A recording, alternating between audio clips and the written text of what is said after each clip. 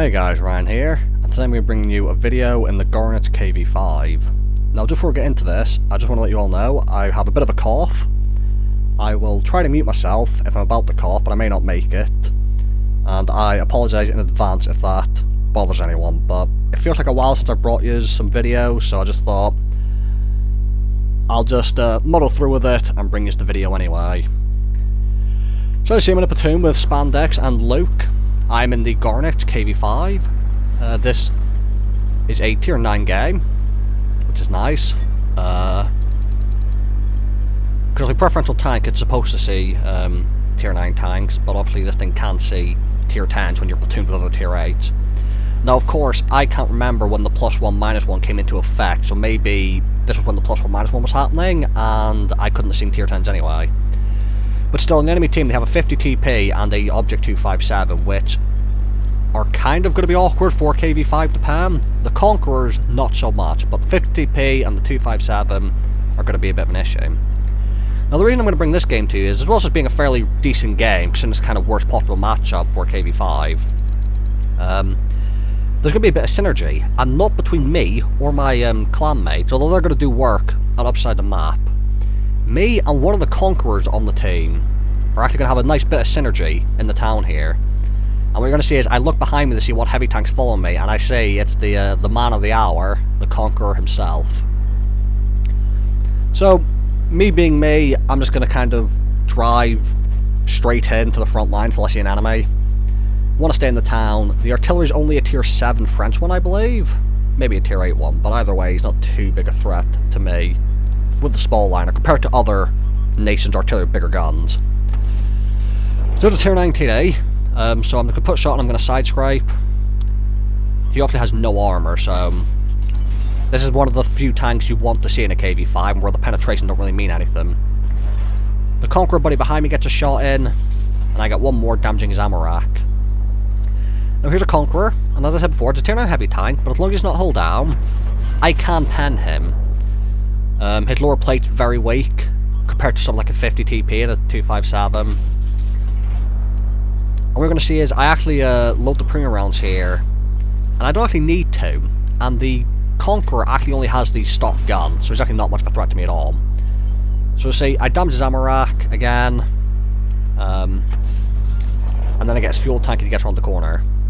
Now here's a one shot for me, and I've seen this 50 TP down the left hand side here, but I'm just going to see him going to stop and look at that Conqueror.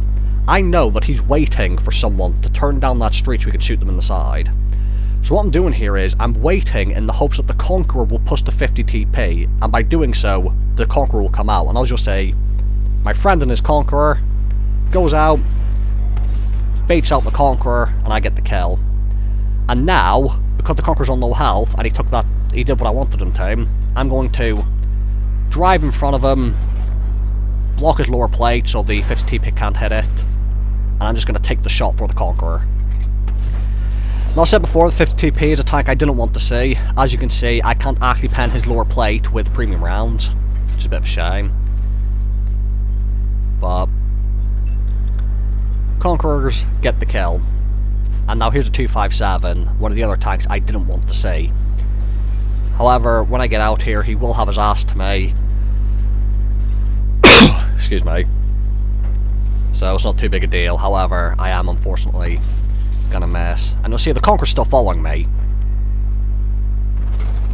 And if you heard that just there, while I was in sniper view, I accidentally blocked the shot of the Conqueror. So I'm gonna turn around, I'm gonna say sorry to him, just to let him know that I didn't mean to do it. So as you saw, the Conqueror working with me, which is nice to have because obviously he has a very nice gun. I used my armor, my hit points to cover for him when he was low on health, and just, it was nice to have someone follow me, and he kept following me, and it just felt nice to have a bit of random teamwork with someone, and like we had that synergy, like it's almost like he knew what I was wanting to do when he went around that corner for the 50 TP, baiting out the enemy Conqueror. So here's another Conqueror that also doesn't have the 120mm gun, although still got good penetration, just not much alpha damage. You see, lower plate, piece of piss. And unfortunately, American tanks, they have really awkward shaped hulls, so even when you hit them in the lower plate, it doesn't always work. So when you're fighting American tanks that have that hull shape, the weird one, you actually have to aim your shots. So, and if you fought against E5s, E3s, E4s, you'll all be aware of this. I only got a tracking shot on the pattern, but I did get a bit of assistance before he repaired them.